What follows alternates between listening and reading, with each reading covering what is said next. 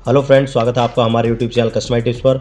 और आज हम बात करने वाले हैं एक ऐसे टॉपिक के बारे में जिसके बारे में आप पर डे सोचते हो और पर डे उसका ख्याल रखते हो और पर डे उसकी वैल्यू भी चेक करते हो। जी हाँ, हम बात करने वाले हैं सोने और चांदी की। ये सोना इतना महंगा क्यों हो गया है और इसका रेट कभी घटता क्यों नहीं है, इसके बारे में आपको सटीक जानकारी आज देंगे हम। और आप मेरे चैनल को ज़्यादा से ज़्यादा सब्सक्राइब करें ताकि जो आपको ये ऐसी अपडेट हमेशा मिलती रहे। अगर आप किसी ज्वेलरी शॉप के बाहर खड़े हो और बोर्ड पर लिख दिया जाए कि सोने का रेट 1,50,000, 1,60,000, 1,70,000 हो, तो आप सबसे पहला सवाल जो दिमाग में लाओगे वो क्या होगा कि ये सोना इतना महंगा क्यों हो गया है। और सबसे बड़ा सवाल, ये रेट कभी घटता क्यों नहीं है। आज के इस वीडियो में मैं आपको बताऊंगा भारत में सोना और चांदी के रेट बढ़ने के पीछे का पूरा सच। अफवाह नहीं, ये पूरा अंदाज़ा नहीं, बल्कि पूरी वेरीफाइड इकोनॉमिक लॉजिक के साथ आपको ये सारी चीज़ें मैं बताने वाला हूँ।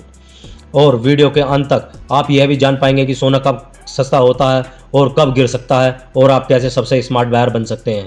तो वीडियो को अंत तक जरूर देखें। भारत सोना क्यों नहीं बनाता है, मतलब कि भारत के अंदर सोना बनता है या नहीं, उसके बारे में बता देता हूँ। सबसे पहले एक कड़वी सच्चाई ये है कि भारत अपने लिए कोई भी सोना नहीं बनाता है और अपने लोगों के लिए कोई भी सोना नहीं बनाता है, क्योंकि भारत खुद सोना उत्पादित नहीं करता है, बाहर से इसको खरीदता है। और 90 से 95% सोना इंपोर्ट किया जाता है। मतलब भारत के अंदर सबसे ज़्यादा सोना खरीदा जाता है, बट बाहर से उसको गवर्नमेंट खरीदने के बाद अपने लोगों के लिए प्रोवाइड कराती है। हमारे इंडिया के अंदर बहुत कम खदानें हैं जिसके अंदर हम 5 से लेकर 10% ही अपने लोगों की ज़रूरतें पूरे कर पाते हैं उन खदानों की वजह से। पर बाहर से इंपोर्ट करने के बाद ये है, यहाँ पर अगर थोड़ा महंगा भी हो जाता है। अगर थोड़े आंकड़ों के हिसाब से देखा जाए तो भारत हर साल लगभग 800 से लेकर 900 टन के बीच में सोने को इंपोर्ट करता है, मतलब कि बाहर से खरीदता है। ये डेटा आरबीआई और वर्ल्ड गोल्ड काउंसिल से मिला है। अब आसान लॉजिक में समझिए, अगर खुद कुछ नहीं बनाते हो और सिर्फ बाहर से खरीदते हो तो आप प्राइस कंट्रोल भी नहीं कर सकते हो। इसका मतलब ये है कि आप गोल्ड को कंट्रोल नहीं कर पाओगे। उसके अंदर कुछ चेंजेस तो कर सकते हो पर उसको कंप्लीटली कंट्रोल नहीं कर पाओगे। इसलिए जैसा भी इंटरनेशनल मार्केट में होता है, भारत सिर्फ रिएक्शन देता है, उसके ऊपर कोई अपडेट नहीं कर सकता है। डॉलर बनाम भारत का सबसे बड़ा कारण क्या है कि रुपया घटता जाता है। अब आते हैं असली गेम चेंजर पर, मतलब कि सोना दुनिया भर में डॉलर में ट्रेड होता है, ये तो सबको पता है। इसका मतलब भारत को सोना डॉलर में खरीदना होता है, रुपये में सीधा सोना नहीं खरीदा जा सकता है। जैसे कि आपने देखा होगा 2000 में $1 45 रुपये का था और 2010 में 46 रुपये का, और 2025 में यही $1 की कीमत बढ़कर लगभग 85 से अबव पहुंच जाती है और यह 90 भी क्रॉस कर जाती है। अब यहाँ ध्यान देने वाली बात यह है कि अगर इंटरनेशनल मार्केट में गोल्ड प्राइस सेम भी रहे लेकिन डॉलर महंगा हो जाए और रुपया कमज़ोर हो जाए तो भी भारत में सोने के दाम ऑटोमेटिकली महंगे हो जाते हैं। इसलिए कई बार लोग कहते हैं कि बाहर गोल्ड प्राइस नहीं बढ़ा फिर भी भारत में रेट बढ़ गए हैं। वो किस वजह से होता है, वो रुपया कमज़ोर होने की वजह से ही होता है। टैक्स, इंपोर्ट ड्यूटी और सरकारी खर्च से भी भारत में, इंडिया में गोल्ड के रेट ज़्यादा बढ़ जाते हैं। अब बात करते हैं भारत के हिडन चेंजेस के बारे में, जो कि अंदर ही अंदर चेंज होते हैं और कुछ चार्जेस भी लग जाते हैं। जैसे कि भारत में सोने पर लगते हैं इंपोर्ट ड्यूटी 15% लगा दी जाती है। अगर कोई 100 रुपये की वैल्यू की चीज़ है तो उस पर 15% इंपोर्ट ड्यूटी लगाने के बाद वो चीज़ 115 की हो जाती है। अगर प्लस उसके अंदर जीएसटी भी 3% जोड़ दिया जाए तो वो 118 की हो जाती है। ज्वेलरी बनाने का खर्च अलग से, मतलब कि जो चेंजेस और चार्जेस होते हैं बनाने के, वो अलग अलग दिए जाते हैं अलग अलग शॉप्स पर और अलग अलग बायर्स के लिए। और ये सारी चीज़ें डिपेंड करती हैं सब अपने इंडिया के कुछ जो हिडन चार्जेस होते हैं उन पर। जैसे कि 15% चार्ज लगते हैं सिर्फ इंपोर्ट ड्यूटी के और 3% जीएसटी के। सिंपल एग्जांपल के तौर पे आप समझिए, अगर गोल्ड का रेट अगर 50,000 है तो उस पर इंपोर्ट और प्लस टैक्स लगा के 8 से 10,000 रुपये बढ़ जाता है। फाइनल प्राइस उसका जो है वो 58,000 से लेकर 60,000 के बीच में हो जाता है। इसलिए भारत में गोल्ड रेट हमेशा वर्ल्ड से ज़्यादा होता है। भारत मानसिकता और मांग कभी इसकी ख़त्म क्यों नहीं होती है, क्योंकि मैं आपको बता देता हूँ कि सोना इंडिया में सबसे ज़्यादा क्यों खरीदा जाता है।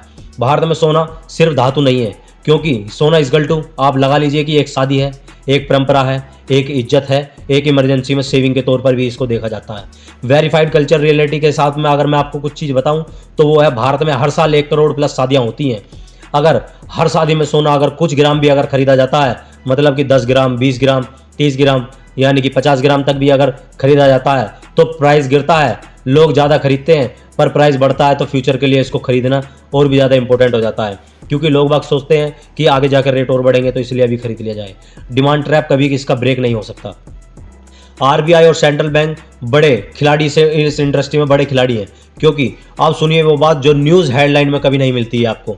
जैसे कि आरबीआई और दुनिया के सेंट्रल बैंक्स डॉलर पर भरोसा कम करते हैं और गोल्ड रिजर्व पर ज़्यादा करते हैं, मतलब कि गोल्ड रिजर्व अपने पास ज़्यादा रखते हैं। जैसे कि इंडिया, चाइना, रसिया तेजी से गोल्ड खरीद रहे हैं। जब दुनिया के सबसे बड़े खरीदार खुद गोल्ड लेने के लिए अगर मार्केट में उतर चुके हैं तो जाहिर सी बात है कि प्राइस नीचे आना ऑलमोस्ट इम्पॉसिबल हो जाता है।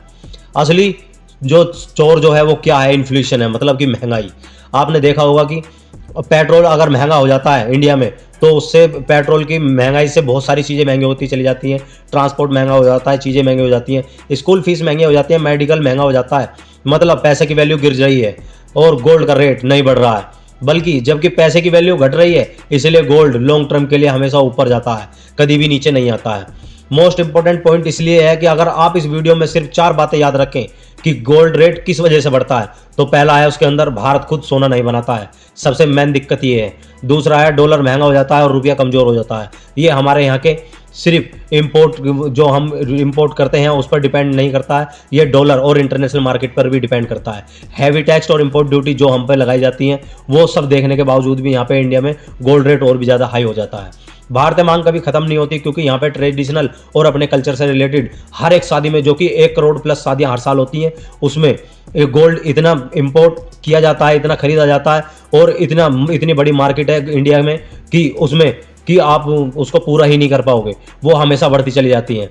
गोल्ड घटता कब है, सच जो कोई नहीं बताता आपको उसको भी मैं बता देता हूँ। अब आपको सबसे इंपॉर्टेंट सवाल ये होगा कि गोल्ड गिरता कब है।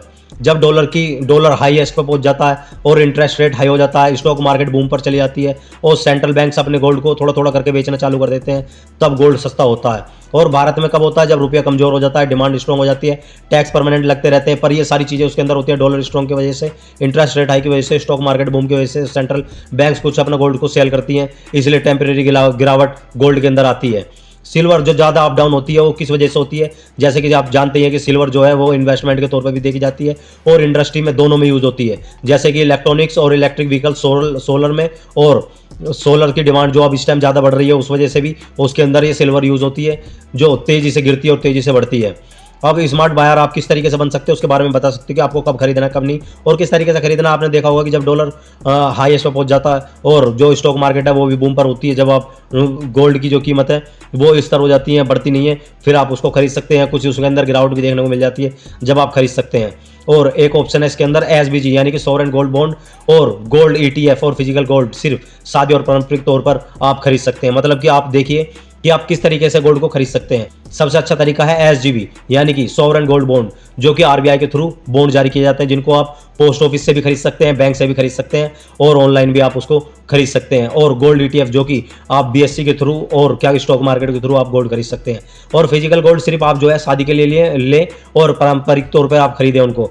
अगर आपकी डिमांड थोड़ी कम होगी तो गोल्ड रेट भी कम होगा और इंडिया को ज़्यादा से ज़्यादा आपका फॉरेन कंट्री का जो रुपया है डॉलर में जो स्टोर करके रखा हुआ है वो खर्च कम होगा, जिससे कि इंडिया में जो है रुपया मजबूत होता चला जाएगा। एसजीबी के फायदे क्या हैं, इसके अंदर से इन्वेस्टमेंट जो है सेफ हो जाती है। मतलब कि ये है कि जो आरबीआई इसके अंदर कुछ, चलो एसजीबी के बारे में मैं आपको थोड़ा सा बता देता हूँ कि इसके अंदर आप जो है 1 ग्राम से लेकर 4 किलोग्राम तक के बॉन्ड आप साइन कर सकते हो और ये 5 साल और 8 साल के लिए भरे जाते हैं बॉन्ड। और इसके अंदर बॉन्ड जो है वो 1 ग्राम से लेकर आप 4 किलो तक के खरीद सकते हो। और इसके अंदर 2.5% का जो इंटरेस्ट रेट है वो सरकार आपको हर 6 महीने पर देती है, जो आपके लिए बहुत ही ज़्यादा बेनिफिट है। इसके अंदर क्या होगा, ये वैल्यू इसकी घटती तो नहीं है, पर यह है कि आपको इंटरेस्ट रेट मिलता रहता है इसका, और आप जो है इसके अंदर बढ़िया इन्वेस्टमेंट कर सकते हो, क्योंकि ये गवर्नमेंट आरबीआई के थ्रू होता है। और इसके अंदर जो टैक्स बेनिफिट है वो भी आपको मिलता है। अगर आप 8 साल के लिए कर रहे हो तो इसका मतलब ये है कि आपको टैक्स नहीं देना होता है इसके अंदर। ये मैंने एसजीबी के बारे में आपको थोड़ी सी जानकारी दी है, क्योंकि ये टैक्स बेनिफिट से भी होती है। तो अगर आपको लगता है कि गोल्ड रेट सिर्फ ज्वेलरी वाले बढ़ाते हैं, ऐसा नहीं है। आज आप असली सच्चाई जान चुके हो। गोल्ड हमेशा महंगा नहीं होता है और ये पैसे की वैल्यू पर ही डिपेंड करता है और घटता बढ़ता रहता है। अगर आप चाहते हो अपने पैसे को समझना है और सिस्टम के गेम को डिकोड करना है और स्मार्ट इन्वेस्टर बनना है, तो अभी हमारे चैनल को सब्सक्राइब करें, क्योंकि यहाँ हम बात करते हैं अफवाह नहीं फैक्ट्स की। तो दोस्तों, आपको ये जानकारी कैसी लगी आप हमें कमेंट बॉक्स में बता सकते हैं, और मेरी वीडियो को लाइक करें और अपने दोस्तों और अपने रिश्तेदारों के साथ इसको शेयर करें और मेरे चैनल को जरूर सब्सक्राइब करें। जय हिंद, जय भारत।